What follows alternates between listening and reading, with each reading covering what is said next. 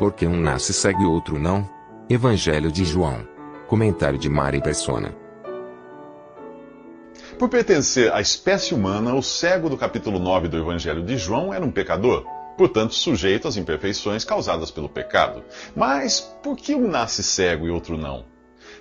Pensando que a sua deficiência fosse resultado direto de algum pecado seu ou de seus pais, a pergunta dos discípulos sugere duas possibilidades. A primeira é de que ele tivesse pecado antes de nascer. Mas a ideia de alguém viver, morrer e reencarnar para se livrar dos pecados é claramente descartada na Bíblia. Na carta aos Hebreus diz que aos homens está ordenado morrerem uma vez, vindo depois disso o juízo. A outra possibilidade é que sua deficiência fosse um castigo por algum pecado cometido por seus pais. Em ambos os casos, ou o homem é visto como responsável por um defeito que não poderia ter causado a si mesmo, ou estaria sofrendo pelo pecado cometido por terceiros. Jesus resolve o enigma, afirmando que nem ele pecou e nem seus pais, mas foi para que nele se manifestem as obras de Deus. O cego tinha pecados? Sim. Seus pais também, como qualquer ser humano. Mas neste caso, sua deficiência não era fruto de algum pecado em particular, seu ou de seus pais. Ao permitir que o homem nascesse assim, Deus tinha em vista algo maior: manifestar nele a obra e o poder de Deus. Todos nós somos cegos quando o assunto é enxergar as razões de Deus. Por isso, nós nos indignamos sempre que algo de ruim acontece conosco. Em 1 Coríntios diz que quando eu era menino, pensava como menino, mas logo que cheguei a ser homem, acabei com as coisas de menino, porque agora vemos como por espelho, em enigma, mas então veremos face a face. Agora conheço em parte, mas então conhecerei plenamente, como também sou plenamente conhecido. Quando eu era pequeno, eu não entendia como meus pais podiam me amar na hora da bronca ou das palmadas. Que amor de mãe era aquele que me fazia engolir uma colher diária de óleo de fígado de bacalhau? E por que meu pai me segurava e não me socorria, não me defendia, quando o farmacêutico me atacava com uma seringa enorme? Por mais que me explicasse as razões, naquela idade eu não entenderia. Só hoje eu entendo. A nossa dificuldade não está em não existir uma razão para o sofrimento. O problema é que ou nós não entendemos, ou simplesmente não queremos aceitar as razões de Deus. Na carta aos Filipenses, depois de dizer que aprendeu a viver contente em quaisquer circunstâncias, o apóstolo Paulo conclui: posso todas as coisas naquele que me fortalece. Em Cristo, eu e você também podemos todas as coisas, inclusive aceitar que Deus está com a razão. Nos próximos 3 minutos, os olhos do cego ficam cheios de lama. O capítulo 9 de João começa com um detalhe importante. É Jesus, e não seus discípulos, quem primeiro vê o cego. No caso do paralítico do capítulo 5, Jesus também já sabia que o homem estava enfermo há muito tempo. Por enxergar e saber todas as coisas, Jesus dá um tratamento personalizado para as necessidades de cada um. No caso do cego, ele cospe no chão, faz um pouco de lodo e passa em seus olhos. Depois ordena que ele vá lavar-se no tanque de Siloé. Por que lodo? Eu não sei. Mas se ele fez, é porque era necessário para aquela pessoa naquele momento. Jesus age de diferentes maneiras com diferentes pessoas. Nós não entendemos, mas cremos que aquilo que ele faz está bem feito. E até aquilo que ele não faz. O apóstolo Paulo tinha um problema que chamou de espinho na carne. E não foi por falta de pedir que o Senhor não o livrou do problema. Sabe qual foi a resposta às suas orações? A minha graça te basta, porque o meu poder se aperfeiçoa na fraqueza. Você acha que Paulo se indignou por isso, entrou em depressão e não quis mais nem saber de servir a Cristo? Pelo contrário. Veja o que ele diz: por isso, de boa vontade, me gloriarei nas minhas fraquezas, a fim de que repouse sobre mim o poder de Cristo. Pelo que sinto prazer nas fraquezas, nas injúrias, nas necessidades, nas perseguições, nas angústias por amor de Cristo. Porque quando estou fraco, então é que sou forte. Hoje, em cada canal de TV tem um pregador prometendo o fim de todos os seus problemas se você crer em Jesus. É mentira. O que Deus oferece é o perdão dos pecados e a vida eterna. Depois de se converter a Cristo, você se vê num mundo arruinado pelo pecado e no mesmo corpo sujeito à doença e à morte. Ainda que você viva 120 anos, a sua morte será causada por alguma doença ou falência dos órgãos. Por isso, qualquer cura feita por Jesus ou seus discípulos tinha um objetivo bem particular. Uma vez cumprido esse objetivo, todos os que foram curados ou ressuscitados acabaram adoecendo e morrendo. Ou você acha que Lázaro continua por aí?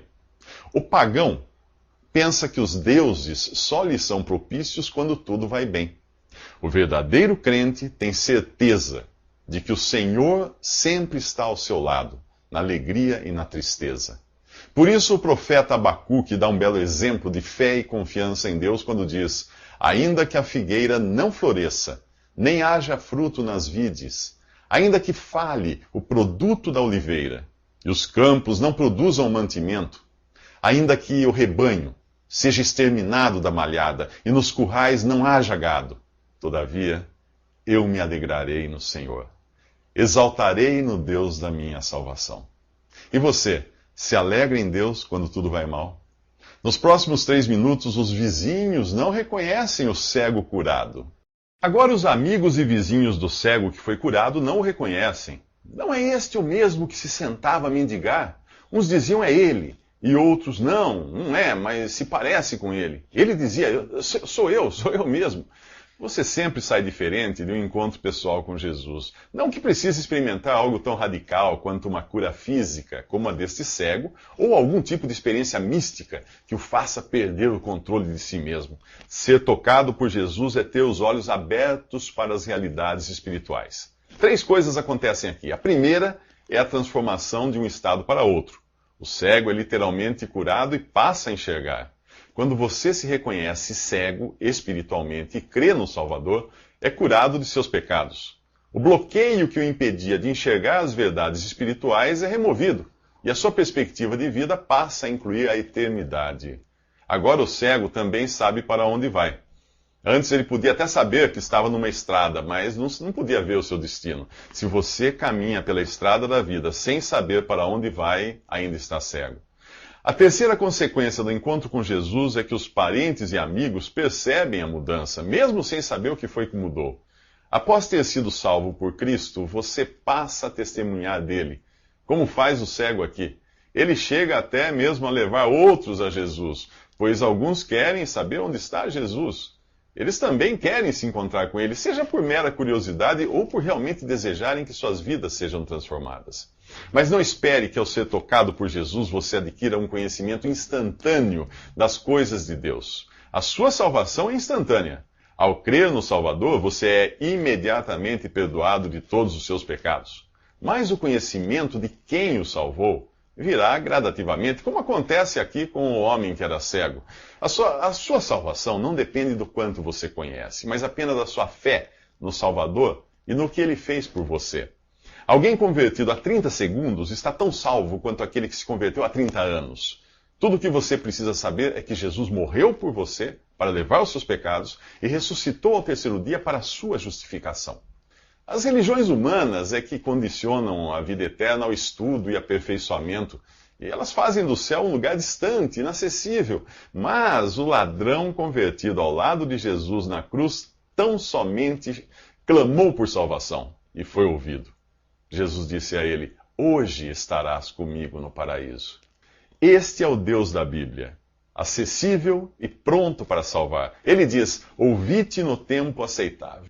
O socorri-te no dia da salvação. Eis aqui agora o tempo aceitável. Eis aqui agora o dia da salvação. Nos próximos 3 minutos, o cego curado enfrenta a oposição da religião e a sua família se envergonha do que aconteceu com ele. Quem se converte a Jesus encontra oposição, seja ela cultural, religiosa ou familiar. Em alguns países você pode perder o seu emprego, seus bens e suas propriedades por causa da sua fé em Jesus. Felizmente, tradição, família e propriedade são coisas desta vida e não tem nada a ver com o céu. O simples fato de você descobrir que a verdade é Jesus transforma todo o resto em mentira. Se é Jesus quem salva, então a minha religião não pode me salvar. Se é através de Jesus que os meus pecados são perdoados, então nenhum sacerdote humano pode me garantir o perdão. Se é Jesus o único intermediário, o único mediador entre Deus e os homens, onde ficam os santos considerados mediadores dos pecadores? Sobre isto o apóstolo Paulo escreveu: há um só Deus e um só mediador entre Deus e os homens, Cristo Jesus, homem. E veja que o apóstolo Pedro diz algo também sobre Jesus no livro de Atos. Ele é a pedra, e em nenhum outro há salvação, porque também debaixo do céu nenhum outro nome há dado entre os homens, pelo qual devamos ser salvos.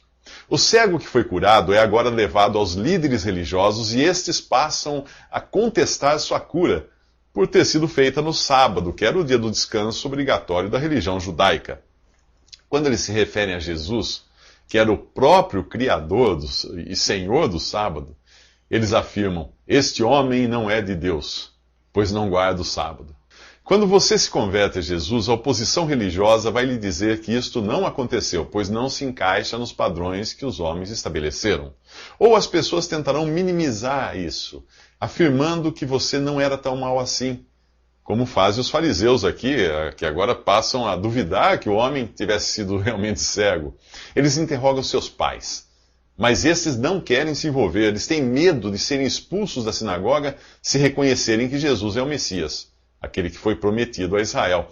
Se você estiver preso à sua tradição religiosa e ao seu status na sociedade, que lhe garante riquezas e oportunidades, você não vai querer se comprometer por causa de Jesus. A sua preocupação será: o que os meus amigos pensarão de mim se eu me tornar um crente em Jesus? Você já pensou assim? O apóstolo Pedro escreveu aos crentes em Jesus: não foi com coisas corruptíveis, como prata ou ouro, que fostes resgatados da vossa vã maneira de viver, que por tradição recebestes dos vossos pais, mas com o precioso sangue de Cristo, como de um cordeiro imaculado e incontaminado. Por ele, credes em Deus que o ressuscitou dos mortos e lhe deu glória, tendo renascido não de semente corruptível, mas de incorruptível, pela palavra de Deus, a qual vive e permanece. Você prefere agarrar-se às coisas terrenas e passageiras ou às coisas celestiais e eternas? Nos próximos 3 minutos, o ex-cego é expulso da sociedade.